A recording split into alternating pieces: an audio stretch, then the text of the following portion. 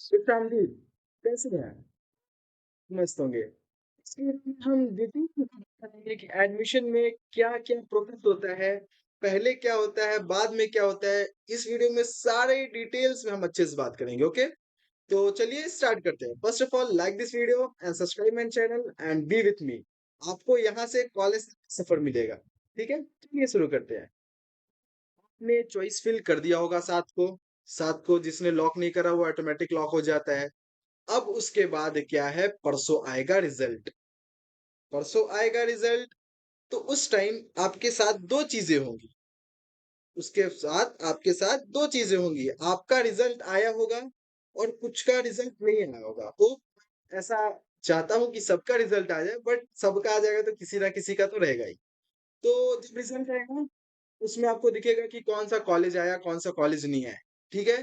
तो उसमें भी दो चीजें होती हैं, एक अपग्रेड का सिस्टम होता है, फ्री से सिस्टम होता है। वो चीज़ें बाद की बात है, वो चीज़ें बाद में डिस्कस करेंगे, ठीक है? तो फर्स्ट ऑफ ऑल वही जो 2 चीज़ें होती हैं, अपग्रेड या फ्रीज़, उन दोनों में से कुछ एक कीजिएगा, तभी ये अलॉटमेंट लेटर जो है वो डाउनलोड होता है, ओके? तो ये मेरा यूजीएसी का 2025 का अलॉटमेंट लेटर है, ओके? यहाँ पे आपको दिख रहा होगा यूजीएसी 2025 जेईई मेंस वाला। यहाँ देखिए, आपका नाम यहाँ पे लिखा होगा, ठीक है? फिर यहाँ पे आपका यूजीएसी आईडी, आपका बीसीईसी आईडी होगा ना, वो लिखा होगा, बीसीसी रैंक होगा, आपके पापा का नाम होगा यहाँ पे, ठीक है? श्री देखिए एमडी सदरे आलम यहाँ था, तो मैंने तो सदरे को ऐसा मिटा दिया, ओके? और यहाँ पे फोटो, जो फोटो प्लीज वही फोटो यूज कीजिएगा, ठीक है? यहाँ पे वो फोटो चिपकाने का यहाँ क्यूआर कोड रहेगा, और यहाँ पे अपना लेफ्ट हैंड थंब इम्प्रेशन लगाने का है, ओके? लेफ्ट हैंड, ये याद रखिए, यहाँ सिग्नेचर वगैरह होगा। अब आइए, इस चीज में आपको क्या क्या दिखेगा। अब नीचे है मेन चीज, ठीक है? सीट, देखिए, प्रोविजनल सीट अलॉटमेंट लेटर, ये अलॉटमेंट लेटर है। इसमें आपका नाम, आपका एप्लीकेशन वगैरह सब कुछ होगा। और यहाँ पे आपको देखिए, in first year electronics and communication engineering category in EBC, EBC in government engineering college Banka, मुझे बांका मिला था, ठीक है? तो इसमें ये चीज आपको पता चलेगा कि आपको कौन सा कॉलेज मिला है और कौन सा ब्रांच मिला है। मुझे इलेक्ट्रॉनिक्स एंड कम्युनिकेशन बांका में मिला था, ओके? फिर देखिए यहाँ पे रिपोर्टिंग, आपको जो कोई सा भी कॉलेज दे दिया ना, आपको वहां जाना पड़ेगा। वहां आपको जाके, चाहे वो आपको अपग्रेड करना हो, फ्रीज करना है, दैट्स मीन फ्रीज का मतलब कि हमको एडमिशन लेना ही है। अपग्रेड करने, मुझे ये पसंद नहीं है, मुझे कोई दूसरा कॉलेज चाहिए, ठीक है? उसका, उसमें भी आपको रिपोर्टिंग जिस कॉलेज में देगा उस कॉलेज में आपको जाना पड़ेगा। मुझे बाका मतलब जिस कॉलेज में देता है ना सीट, उसी कॉलेज में रिपोर्टिंग होता है, ओके? रिपोर्टिंग, मेरा डेट उस दिन रिपोर्टिंग डेट आपका लिखा रहेगा 18-19, ठीक है? और यहाँ देखिए ऑटो अपग्रेडेशन, मतलब हम अपग्रेड किए थे, तो यहाँ पे देखिए लिखा है यस, हाँ, अपग्रेड, ओके? और बहुत लोग क्या करेंगे, फ्रीज करेंगे, तो ऑटो अपग्रेडेशन यहाँ नो लिखा रहेगा और उनका वहां पे एडमिशन होगा, ठीक है? और मुझे देखिए सीट कैसे मिला था, अगेंस्ट ईबीसी सीट, मुझे ईबीसी से अलॉट हुआ था, मेरा रैंक था 1889, ठीक है? यूजीएसी में, यूजीएसी क्या कंपटीशन होता है, उसमें सभी लोग, सभी मतलब पूरा 60 सीट खाली रहता है, जो भी सीट बच जाता है यूजीएससी से फिर आता है आप लोग में। तो मेरा इतना रैंक होने के बावजूद भी मुझे एक कॉलेज मिल गया था, बाका, ठीक है? उसके बाद मुझे वैशाली मिला था सेकंड में। तो ये था अलॉटमेंट लेटर, ठीक है? अलॉटमेंट लेटर आपने डाउनलोड कर लिया, यहाँ फोटो चिपका लिया, थंब इम्प्रेशन लगा दिया, लेफ्ट वाला, फिर सिग्नेचर वगैरह, जिस दिन जाइएगा उस दिन का डेट डाल लीजिएगा। तो ऐसा दिखता है अलॉटमेंट लेटर, ठीक है? अब अलॉटमेंट लेटर से हम आगे आएंगे, तो आपको अब दिखेगा एक चीज, आपको एक चीज दिखेगा, क्या?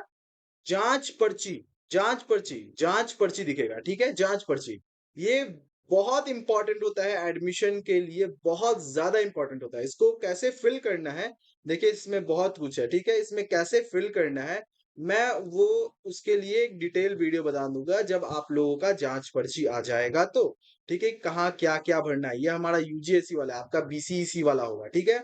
यहाँ पे हिंदी में नाम, इंग्लिश में नाम, जो भी आपका स्कोर वगैरह होगा, आपका बीसीसी आईडी में जो भी कैटेगरी होगा वो कैटेगरी लिखिएगा, आपका कैटेगरी में नंबर कितना आया था वो लिखिएगा, पापा का नाम, आपका एड्रेस क्या है, ठीक है?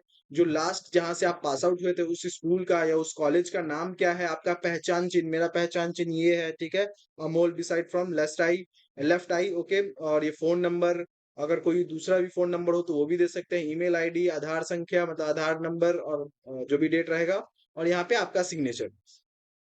अब ये चीज़ जो आप देख रहे हैं ना, ये चीज़ ये number 1 to number 12 number 1 to number 12 क्या है, इसमें ना चीज़ें हैं, इसमें चीज़ें क्या हैं देखिए अगर कोई एसएमक्यू कैटेगरी से होगा ना, तो उसे एसएमक्यू का दिखाना पड़ेगा उसको, जिसके पापा आर्मी, नेवी या फिर एयरफोर्स में होंगे, उनको ही एसएमक्यू कोटा मिलता है वैसे तो, ठीक है? तो उनको उनका सर्टिफ़िकेट दिखाना पड़ेगा। तो 1 से 12 के बीच में अगर आपके जो चीज़ नहीं होगा, ठीक है? जो चीज़ नहीं होगा वहाँ पे ये नंबर लिख देंगे। को छोड़कर उपरोक्त सभी प्रमाण पत्र संलग्न किए गए हैं। मतलब वो सारे हैं बस ये चीज़ें नहीं है और वो चीज़ें यहाँ वो लिखेगा और जो भी चेक करेगा ना उसका यहाँ पे सिग्नेचर होगा। बाकी ये सब चीज़ें हैं यहाँ पे आपका क्या कहते हैं मैथ्स में कितना नंबर आया, भौतिकी में, इंग्लिश में, रसायन में मतलब साइंस में और जो आपका 5वाँ सब्जेक्ट जो भी हो उसमें कितना नंबर आया। यहाँ पे आपको परमानेंट फिल करना है, परमानेंट या आप अस्थाई भी लिख सकते हैं। यहाँ पे लेफ्ट हमेशा याद रखिए लेफ्ट फिंगर थंब का इम्प्रेशन होना चाहिए। फिर आपका सिग्नेचर वगैरह, फिर ये जो भी बीसीईसी के अनुसार जो भी आएगा ना, मैं वो बता दूंगा। ये है बायोमेट्रिक रिपोर्ट। ये है बायोमेट्रिक रिपोर्ट। जब आप एग्जामिनेशन दे रहे थे तो आपको याद होगा कि आपको चोरों जैसा ऐसे फोटो क्लिक करा के हाथ में एडमिट कार्ड पकड़ा के फोटो क्लिक कराया गया था, फिर बायोमेट्रिक लिया गया था, ठीक है?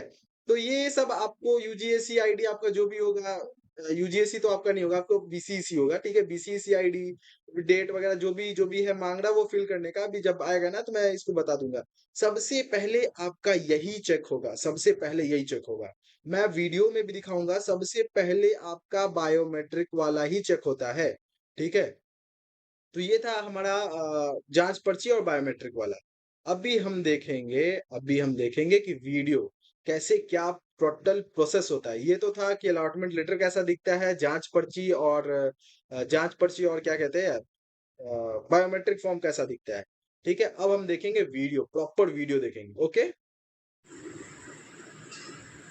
देखिए मैंने यहाँ पे सारे जो चीजें मेरी नहीं है, देखो मेरा मेडिकल सर्टिफिकेट नहीं था, तो मेरे कॉलेज वाला बाका वाला कह रहा हूँ, मुंगेर वाला एक पहले से एक फॉर्मेट तैयार करके रखा था एप्लीकेशन वाला। बस उसमें देखिए यहाँ पे लिखा है, I request you to kindly allow me to submit missing document after 15 days. मतलब 15 दिन के अंदर मैं इसको सबमिट कर दूंगा, ठीक है? 15 दिन के बाद, 15 दिन के भीतर मैं इसे सबमिट कर दूंगा। और मेरे पास बस एक मेडिकल सर्टिफिकेट नहीं था। आपके पास सर्टिफिकेट नहीं होगा जो सर्टिफिकेट आपके पास नहीं होगा वो चीज इसमें आपको फिल करना रहेगा, या आप एप्लीकेशन भी लिख सकते हैं। तो मैं यहाँ पे मतलब मैंने यहाँ पे पॉज करा है।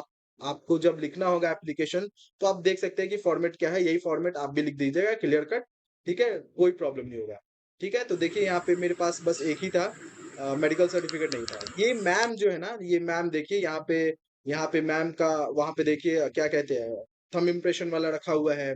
यहाँ पे एक बच्चा अपना बायोमेट्रिक चेक करा रहा है। सबसे पहले आपका बायोमेट्रिक चेक होगा।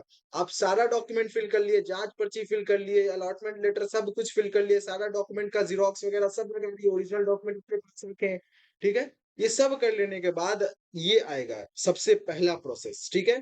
पहला नहीं, इसको दूसरा कह सकते हैं। पहला प्रोसेस तो आपको अपना जो भी जांच पर्ची वगैरह फिल करने का है, घर से भी फिल करके जा सकते हैं, कोई टेंशन नहीं है, कोई टेंशन की बात नहीं है, आप घर से भी फिल करके जा सकते हैं।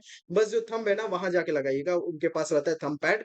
यहाँ देखिए, यहाँ पे थंब पैड तो दिख ही रहा, यहाँ पे देखिए, यहाँ पे थंब पैड दिख रहा है, ठीक है? तो थंब वहां जाके लगाइएगा आप, ठीक है? तो सबसे पहले आपका बायोमेट्रिक होगा। बायोमेट्रिक हो जाने के बाद यहाँ जो सर बैठे हुए हैं, ओके, ये जो सर बैठे हुए हैं, ये सर क्या करेंगे, आपका डॉक्यूमेंट वेरीफाई करेंगे, ठीक है? डॉक्यूमेंट वेरीफाई करेंगे, ठीक। डॉक्यूमेंट वेरीफाई करने के बाद यहाँ पे जितना फाइल्स वगैरह दिख रहा है, इसमें से एक फाइल लेंगे, आपका सारा डॉक्यूमेंट को वो क्या करेंगे, पहले पिनअप करेंगे, ठीक है? पिनअप करने के बाद आपके सारे डॉक्यूमेंट को, ओरिजिनल नहीं, अभी सारे जीरोक्स की बातें हो रही है, ठीक है? सारे जीरोक्स की चीजों को इसमें वो पिन करेंगे, वो पिन करके टाई करेंगे। अगर सारा आपका डॉक्यूमेंट्स होगा तो, अगर नहीं होगा तो बोलेंगे कि हमको दो। अगर आपके पास वो नहीं होगा तो आप उसके लिए एप्लीकेशन लिख लीजिएगा। मैंने वहां पे पॉज किया था ना, तो आप देख लीजिएगा, उसमें आई थिंक सो कि क्लियर कट दिख रहा है, ठीक है? उसमें देख के आप लिख लीजिएगा, या मैं फॉर्मेट डाल दूंगा ग्रुप में, या फिर मेरे व्हाट्सएप चैनल में ज्वाइन हो जाइए, उसका लिंक डिस्क्रिप्शन में और ग्रुप का भी लिंक डिस्क्रिप्शन में, नो वरी। ठीक है? तो यहाँ से आप अपना डॉक्यूमेंट वेरीफाई कराइएगा, वेरीफाई कराने के बाद आपके डॉक्यूमेंट ऑफिस के अंदर भेज दिया जाएगा, ठीक है? अगर आपका एडमिशन होगा अगर आपका एडमिशन होगा, तो आपको जाके ऑफिस के बाहर जाके आपको 3,130 रुपए का पेमेंट करना होगा, ठीक है? पेमेंट करना होगा। आपने पेमेंट किया, तो लगभग 3,130 रुपए है हर कॉलेजेस का। आप लगभग 4,000 रुपए अपने ऑनलाइन पेमेंट में लेके जाइएगा। प्लीज 4,000 लेके जाइएगा। ओके, 4,000 लेके जाइएगा, हो जाएगा। तो ये जब प्रोसेस हो जाएगा आपका, यहाँ पे देखिए मैंने फाइल के ऊपर जूम भी करा है। ठीक है? तो ये जब सारा आपका प्रोसेस हो जाएगा ना, तो आपका जब आप पेमेंट करने जाइएगा, अगर आपका अपग्रेड है, तो डायरेक्ट ऑफिस में जाएगा, ऑफिस में जाने के बाद आपको बुलाया जाएगा, आपका नंबर आएगा तो ठीक है, फिर आपका जो भी है डॉक्यूमेंट वेरीफाई किया जाएगा। अगर कोई चीज ये नहीं होगा, उसमें नो लिखा रहेगा, कोई चीजें होगा तो उसमें यस ही होगा भाई। ठीक है? तो उसका भी फॉर्मेट है मेरे पास, तो प्लीज मेरे पास मेरा खुद का फॉर्मेट है। जब हो जाता है ना, जब अपग्रेड हो जाता है या एडमिशन हो जाता है, तो एक कागज मिलता है, 2 कागज मिलता है, ठीक है? उसमें आपका सब कुछ लिखा रहता है, matriculation certificate yes, 12th certificate yes, वो सब लिखा रहता है। तो वो इस वीडियो में मैंने ऐड नहीं किया। मैं ऐड कर दूं क्या? रुक जाओ, मैं ऐड ही कर देता हूँ। हाँ जी, तो देखो मैंने ऐड कर दिया इसके अंदर। ओके, ऐड करने के बाद यहाँ पे देखो भाई, ये ऐसा दिखेगा आपको जब आप चाहे आप अपग्रेड कराइए, चाहे आप फ्रीज कराइए, ठीक है? तो ऐसा आपको लास्ट में एक डॉक्यूमेंट दिया जाएगा आपको, ठीक है? लास्ट में ऐसा डॉक्यूमेंट आपको दिया जाएगा जब सब आपका वेरिफिकेशन वगैरह हो जाएगा, तो ऐसा दिखेगा। देखिए यहाँ पे मैंने 3,130 रुपए का पेमेंट करा था, 3,130 रुपए का मैंने पेमेंट करा था, ठीक है? यहाँ पे देखिए डॉक्यूमेंट नेम, स्टेटस और वेरीफाइड, ठीक है? तो यहाँ पे देखिए एप्लीकेशन आपका बीसीईसी का होगा, मेरा लेटरल एंट्री का है ये, ठीक है? बीसीईसी का तो यस लिखेगा, और डेट टाइम लिखा रहेगा। मार्कशीट देखिए, मैट्रिकुलेशन 10th का marksheet yes, passing certificate yes, lateral entry का admit card yes, rank card yes, gender male, residence certificate हाँ है इसके पास, स्कूल लिविंग सर्टिफिकेट हाँ है इसके पास, मिनिमम मार्क क्वालिफिकेशन मतलब जो 45% और 40% होता है, 45% होता है ओबीसी जनरल, इन लोगों का होता है, और एससी एसटी वालों का 40% होता है। ठीक है, तो वो भी हाँ इनका है। अलॉटमेंट लेटर मेरे पास हाँ है। ठीक है, category verified as per certificate, हाँ कैटेगरी है, बेचारा ईबीसी का है तो वो है, ठीक है। और ईबीसी का लड़का है तो हाँ है, ठीक है।